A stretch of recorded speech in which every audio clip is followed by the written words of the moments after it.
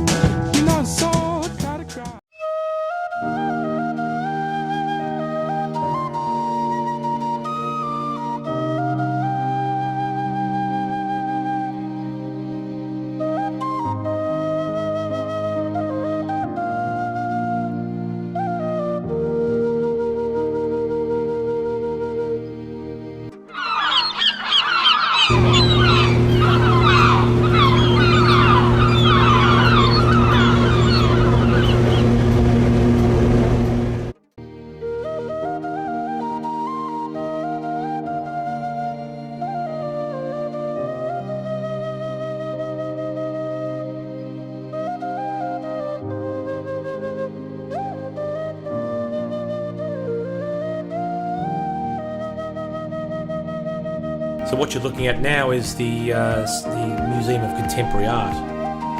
But That was previously known as the Maritime Building.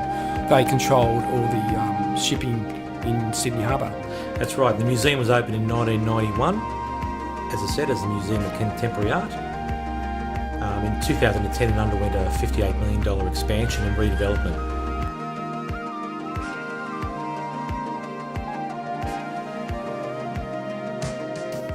So here we have the home of John Cadman.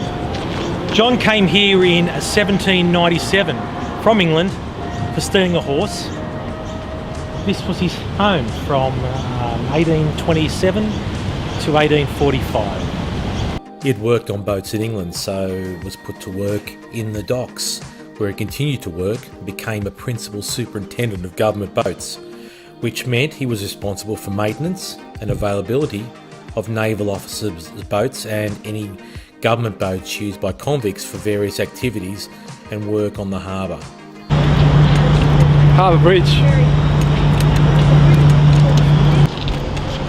Sydney Opera House.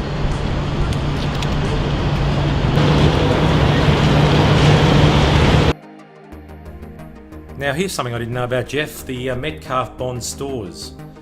They were known as the Bond stores, where goods remained in the storage until importers paid the custom duty on them. They're currently renovating these buildings, and they're trying to bring them back to the original type of building at the time. As you can see, there's a lot of work going on, but hopefully we'll film again at a later stage and it'll be completed. Here's our Sydney Harbour Bridge. As you can see, there's climbers on top, and that's open to the public. Anyone can climb it, and we've both done that, haven't we, Jeff? Yeah, sure, and the cost of the climb is well worth it. Oh, well worth it. The views of Sydney Harbour are spectacular. Something you need to do once in your life at least, even twice if you're able to. Let's go. This is the Dawes Point Battery. Jeff getting blown away here, and this is actually in Dawes Point. So originally this was an observatory constructed in 1788 by Lieutenant William Dawes. In 1798, the governor's concern regarding the arrival of schooner prompted defensive measures at Battery. So George Barney, one of Australia's most important colonial engineers in the 19th century, oversaw the construction, and the site has been previously used as a cemetery for prisoners executed at Sydney Jail.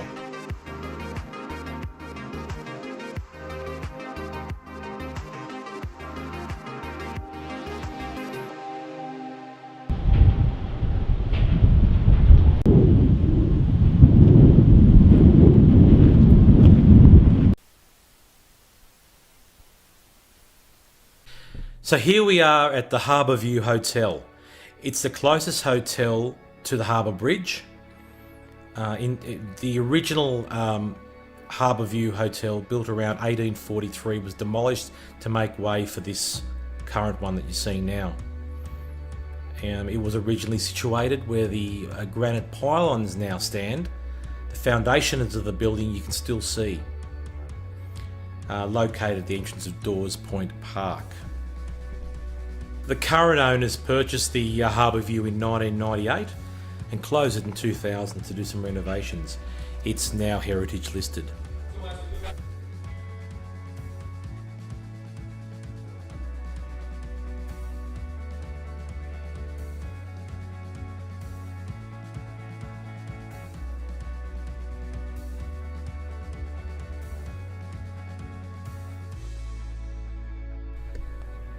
Yeah, there's about 14 hotels throughout the Millers Point region, but this is one of the popular ones, and especially by the military garrison of the time.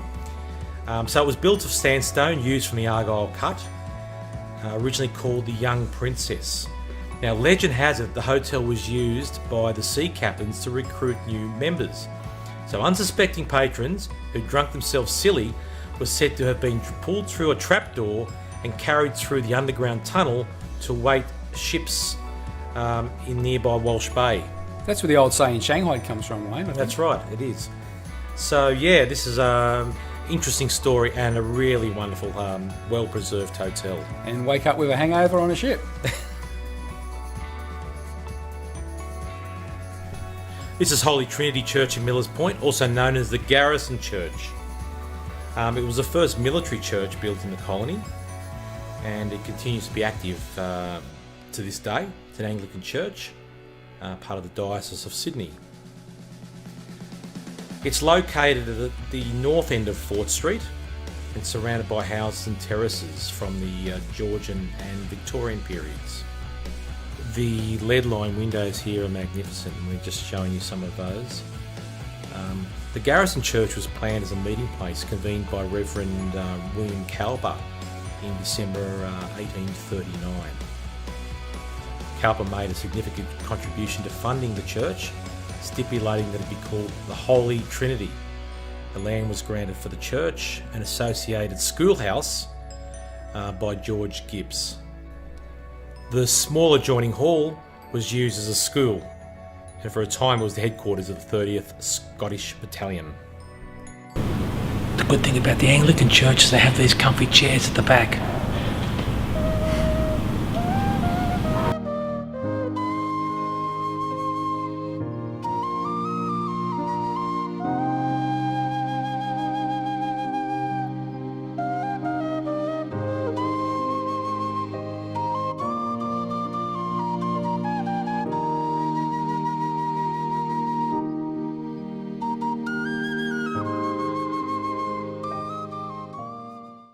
We're walking down Argyle Street now.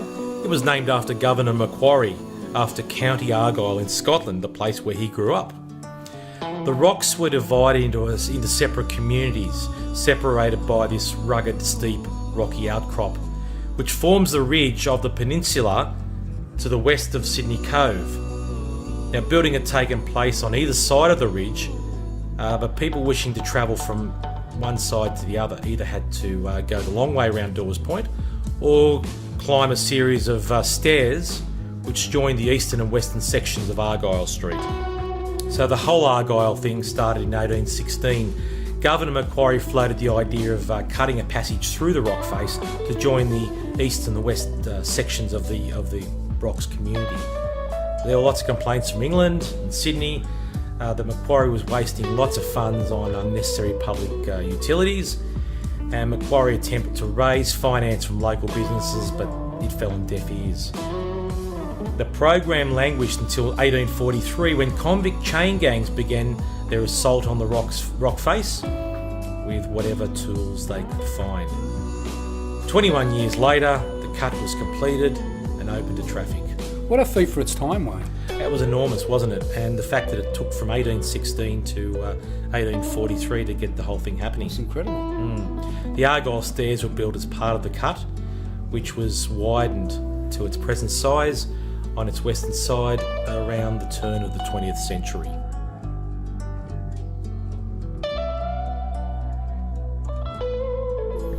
So right now we're walking down the Argyle Terrace, and as you can see, all these historic buildings are still in use and have done so, and there's also some new ones as well, but a lot of this whole area here is the terraces are all original buildings.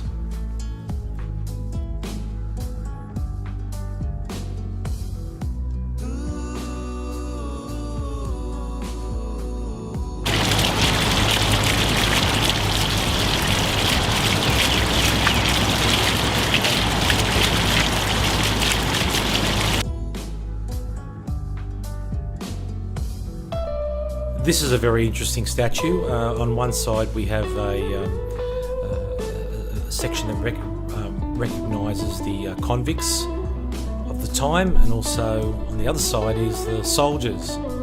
It's all made of sandstone, and this is where they have the rocks markets on the weekends.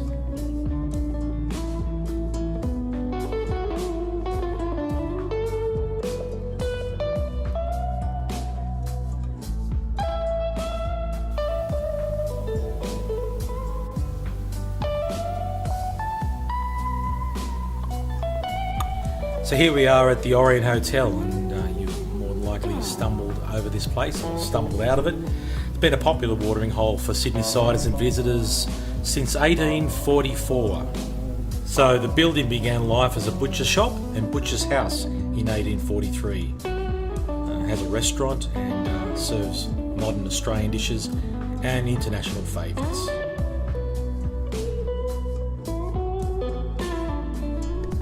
Yeah, I found this place absolutely fascinating. This is Susanna Place, and it's a terrace of 4 houses and a corner shop. And it's the only surviving working class dwelling of its era, and it's unique in having a history of domestic occupancy since the 1890s. So it was built for Edward and Mary Riley in 1844, who arrived from Ireland with their niece Susanna in 1838. The brick and sandstone house featured a basement, kitchen and a backyard outhouse. The buildings, which today house a museum on the working class history, have survived numerous demolition threats, especially in 1900 when a bubonic plague led to hundreds of neighbouring houses being knocked down. In a future episode, we'll have a look through the museum, mate. Yeah, I think we're going to have to go through it and explore. On a previous ghost tour of the Rocks, we were told that at the back of Susanna Place, there's been a woman seen on various nights. So that's quite interesting. Yeah, we should investigate that one as well. Yeah. It's a very old lamp on a lamppost, and I'd say now it's gas or kerosene. No, kerosene would have been the original. Oh, I think more so oil. They would have used oil like whale. That's right. With the whale blood. That's right. Lovely, yeah. And it makes a nice backdrop because there are a lot of wedding photos being done around this area. Very popular place for photographers and wedding shots.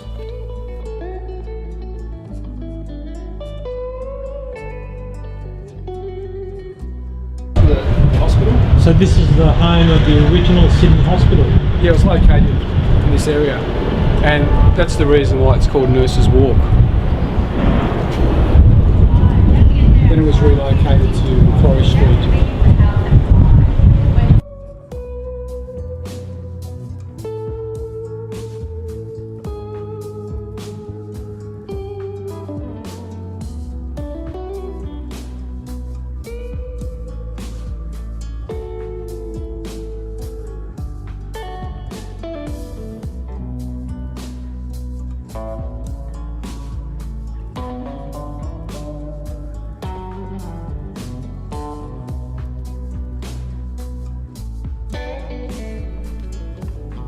The Rocks was once riddled with laneways connecting one section and level to another.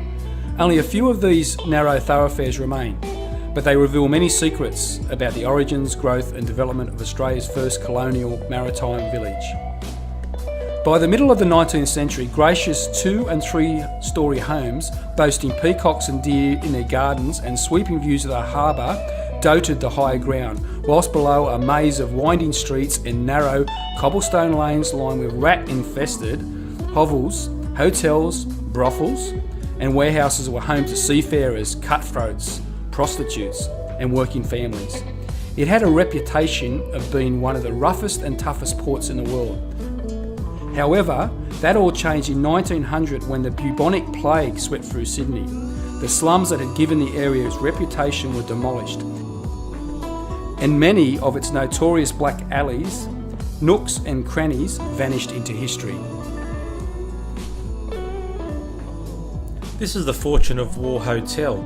It's Sydney's oldest licensed hotel, still operating, and dates back to 1828. So the first licensee was Samuel Terry, who was transported to Australia in 1801 for 7 years for theft. When his sentence finished, he made the most of his misfortune to establish his business. This is the Fortune of War Hotel. It's to this day it's retained its old world charm, but also has built a reputation amongst tourists. A very, very popular tourist attraction. We come now to the Jack Monday mural. Born in 1929, Jack was an Australian union and environmental activist. He came to prominence during the 70s for leading the New South Wales Builders Labourers Federation in their famous green bands. We are at the Russell Hotel, a unique example of a 19th century Queen Anne style hotel. It features a picturesque Scottish baronial tower. The three-storey hotel was built with roof shingles, rendered masonry, external walls with decorative string courses and other mouldings. The site was once part of the original Sydney Hospital.